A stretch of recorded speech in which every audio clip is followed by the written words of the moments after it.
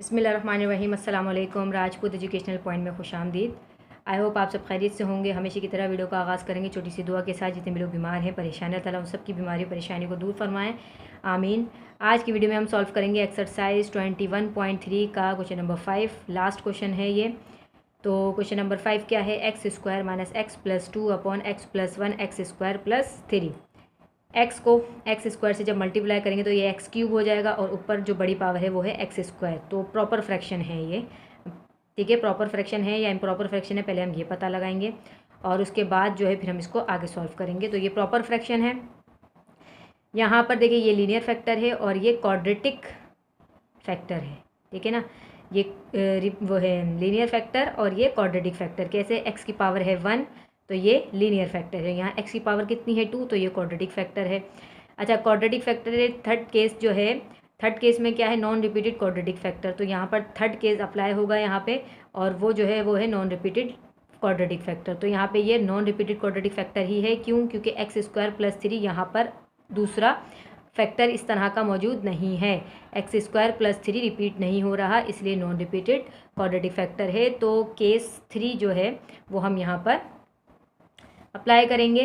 तो let x square minus x plus 2 upon x plus 1 x square plus 3 लिखा is equal to ए लिखा।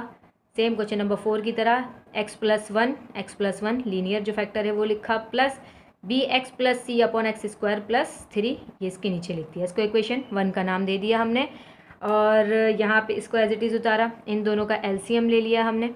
X plus 1 से x plus 1 cancel, तो बचा क्या? एक्स स्क्वायर प्लस 3, उसको हमने इस एक्स के ए के साथ मल्टीप्लाई करके लिख दिया, plus x square plus 3 x square plus 3 ये दोनों इससे कैंसिल हो गए, बचा गया एक्स प्लस 1, इसको मैंने इसके साथ मल्टीप्लाई करके लिख दिया बी एक्स प्लस सी एक्स प्लस 1।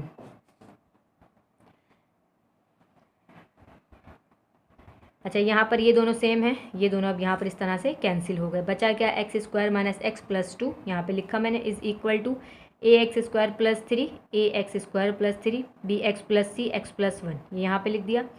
और यहाँ पे ये इक्वेशन 2 हो गई। तो एक्स प्लस 1 मैंने पहले लिख दिया है, बी एक्स प्लस सी बाद में लिखा है। बात देखिए, पहले इसको लिखे हैं इसको लिखे हैं, कोई फ़र्क नहीं पड़ता। इसको इक्वेशन 2 का नाम दे दिया मैंने। अब यहाँ पे लिखा put x is equal to -1 in equation 2। -1 कैसे आया?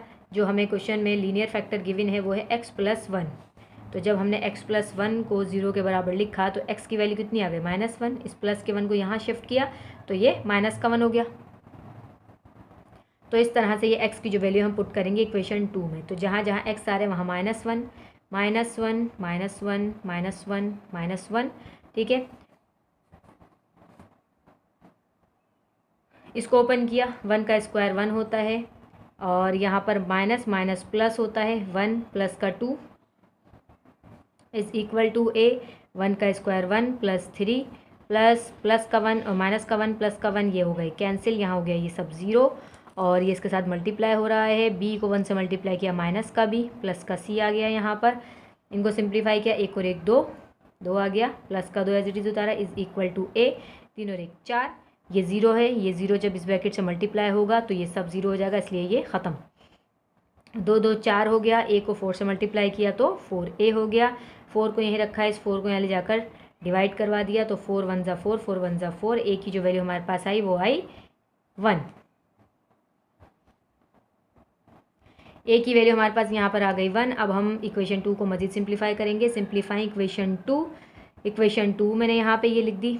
अब हम इसको मज़ीद सॉल्व करेंगे। ए को एक्स स्क्वायर से मल्टीप्लाई किया ए एक्स स्क्वायर, ए को 3 से किया तो 3a प्लस एक्स को बी एक्स से किया तो बी एक्स स्क्वायर, एक्स को सी से किया तो सी एक्स, 1 को बी एक्स से किया बी एक्स, 1 को सी से किया तो सी।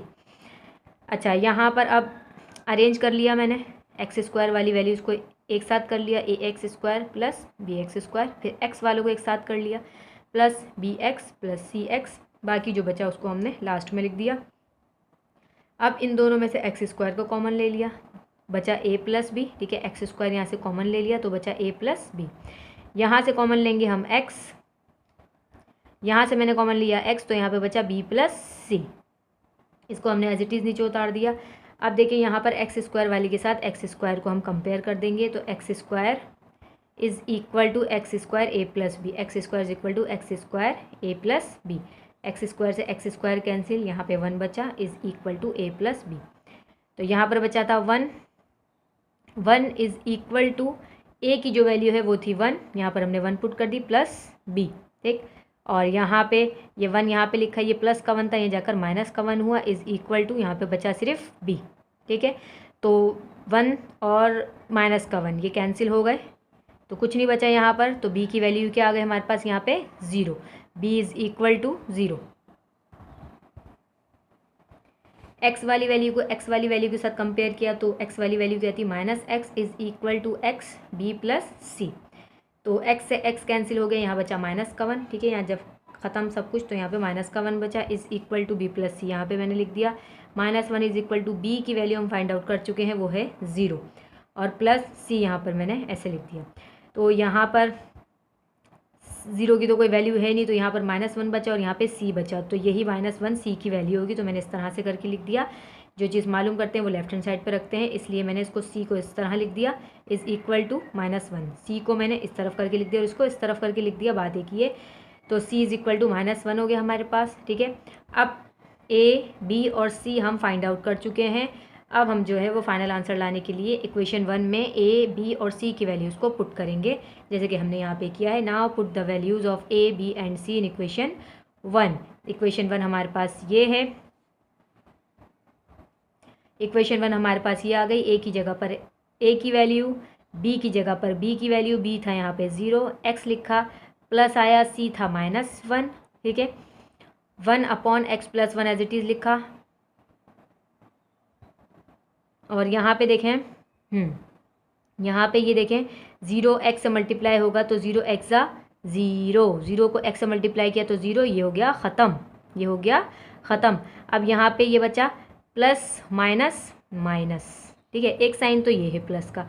अब ये देखें 1 2 3 साइन आ गए, चाहे तो आप इन दोनों को डायरेक्ट मल्टीप्लाई कर लें, क्योंकि ये तो 0x जो है ये कैंसिल हो गया, क्यों, क्योंकि ये दोनों आपस में मल्टीप्लाई हो रहे हैं। 0x 0, तो प्लस प्लस प्लस, ठीक है ना, प्लस प्लस प्लस होता है और फिर plus minus minus, 1 upon x square plus 3 यहाँ पर ये बचा, ठीक है। माइनस यहाँ इसलिए आया है क्योंकि यहाँ 1 2 3 साइन आ गए। अगर प्लस को प्लस से मल्टीप्लाई करो तो प्लस, ठीक है, प्लस प्लस प्लस और प्लस माइनस माइनस, या हम डायरेक्ट इससे भी कर सकते हैं, plus minus minus 1 upon x square plus 3। This is your final answer, question number 5। आज हमने सॉल्व कर लिया, ये एक्सरसाइज कंप्लीट हो गई है आज। आई होप आपको अच्छे से समझ आया होगा। वीडियो पसंद आया करें, अगर आपको मेरी वीडियो हेल्पफुल लगती हैं तो लाइक ज़रूर किया करें और अपने फ्रेंड के साथ शेयर भी किया करें ताकि उनकी भी हेल्प हो सके।